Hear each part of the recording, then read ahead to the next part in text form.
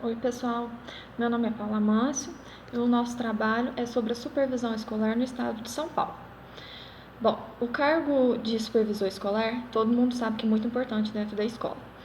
E, segundo Ferreira, as principais funções do supervisor, a gente pode citar orientar, controlar, supervisionar, fiscalizar e inspecionar todo o processo educacional através de conferências, palestras, visitas, orientando pedagogicamente os professores mais novos dentro da escola, buscando eficiência, inovações, modernizando os métodos de ensino e promovendo o acompanhamento do currículo pleno dentro dos estabelecimentos.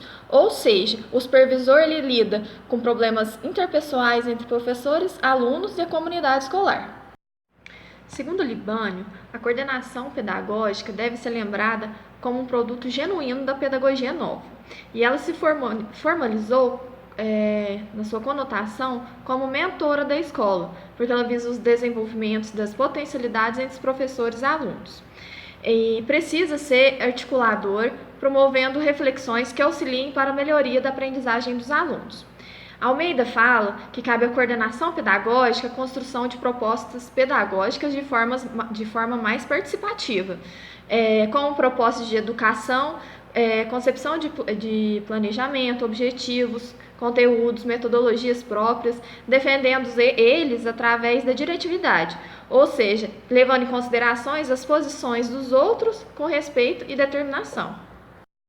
No estado de São Paulo, o cargo de supervisor é regulamentado em 1974, com o primeiro Estatuto do Magistério do Estado de São Paulo, com a Lei Complementar número 114, que institui o supervisor pedagógico como especialista em educação. E em 1978, com a Lei Complementar número 201, que consolidou-se a denominação supervisor de ensino. No ano de 2002, um comunicado da Secretaria de Educação de São Paulo, dispondo sobre o perfil do supervisor de ensino, menciona a importância do supervisor como propositor e executor de políticas educacionais e, ao mesmo tempo, elemento de articulação e de mediação entre políticas e propostas pedagógicas desenvolvidas em cada uma das escolas das redes pública e privada, exercendo no sistema de ensino as funções de assessorar, acompanhar, orientar, avaliar e controlar os processos educacionais implementados nos diferentes níveis desse sistema e retroinformar aos órgãos centrais as condições de funcionamento de demandas das escolas, bem como os efeitos de implantação das políticas. Ou seja, dessa forma, os supervisores seguem o parâmetro que o governo estabelece. De acordo com Feldfaber, os supervisores são as dobradiças entre o governo educativo e as instituições. São eles que recuperam informações sobre o sistema, que lidam com os diretores e orientam as instituições e que, diante da presença de conflitos, se constituem como o rosto visível do Estado. Bom, o supervisor de ensino do Estado de São Paulo, ele desempenha ações de assessoria, planejamento, controle e avaliação e proposição das políticas públicas. Ele orienta e acompanha escolas públicas, elabora relatórios periódicos e suas atividades relacionadas ao funcionamento das escolas nos aspectos pedagógicos, de gestão e de infraestrutura, propondo medidas de ajustes necessárias com vistas à constante melhoria do atendimento educacional do sistema do ensino paulista. No campo administrativo, ele realiza a orientação, o acompanhamento, a fiscalização e o saneamento dos atos administrativos nas escolas públicas e privadas, de forma individual por meio de comissões. No campo pedagógico, ele presta assessoria, orientando e acompanhando o planejamento, desenvolvendo avaliação de ensino e de aprendizagem nas escolas públicas. Ou seja, ele vai ter que relatar o que está certo, o que está errado, assessorar e mediar sempre para a melhoria das instituições. Bom, pessoal, agora eu vou falar como são divididos os supervisores em cada escola da Diretoria Regional de Ensino de São Paulo. Elas são organizadas por setores e para cada um desses setores há um supervisor responsável. Essa divisão deve respeitar o disposto na portaria SME 576 de 2018, que determina, artigo 2º, Os setores de supervisão escolar serão definidos pelo diretor regional de educação mediante constituição de agrupamentos de unidades educacionais da rede direta, indireta, particular e conveniada pertencentes ao Sistema Municipal de Ensino, pautado no princípio de equilíbrio, que considerará, dentre outros, os seguintes fatores: quantidade de unidades educacionais, quantidade de cargo de supervisão escolar na Diretoria Regional de Educação, complexidade das unidades educacionais, número de turnos e classes, turmas, agrupamentos, tipos de atendimentos, etapas de educação, níveis e modalidades de ensino em funcionamento.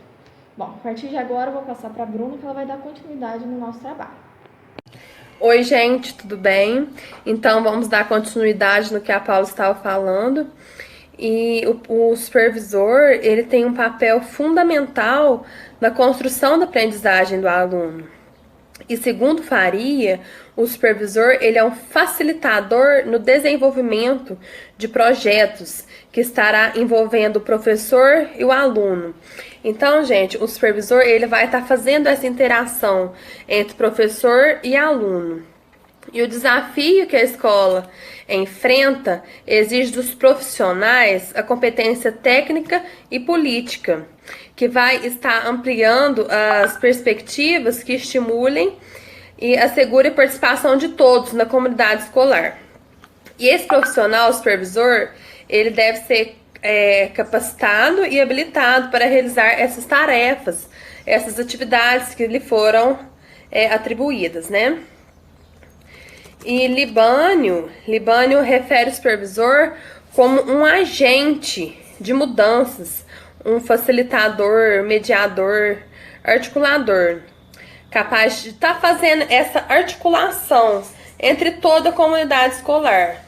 Porque o supervisor, ele vai estar sempre articulando, ele vai ter que estar sabendo sobre o tema da reunião, né? Ele vai ter que estar por dentro daquilo tudo que está acontecendo na escola, né? Para estar passando para o diretor, passando para o professor, vai ter que estar mediando os alunos também ao mesmo tempo. Então, ele tem um papel muito importante na escola. E também, ele possui um olhar crítico sobre a carência da sociedade, estando sempre atento às necessidades de cada comunidade, daquela comunidade escolar. Desenvolvendo ações em que família e escola estejam sempre juntas. Então, o supervisor, junto com toda a comunidade escolar, tem que estar ciente da realidade daquele aluno, né? Porque não tem como a escola cobrar do aluno uma coisa e que está fora da realidade dele. Um exemplo que nós temos é o tema da redação do Enem deste ano, né? Porque o tema foi cinema. E muitos países, muitos estados, eles não têm acesso ao cinema, né? Aí como que o aluno vai falar sobre cinema se o cinema não tem na sua cidade, ele não tem acesso ao cinema? Que experiência de vida que aquele aluno vai ter, né? Então a escola tem que estar sempre atenta a isso, né?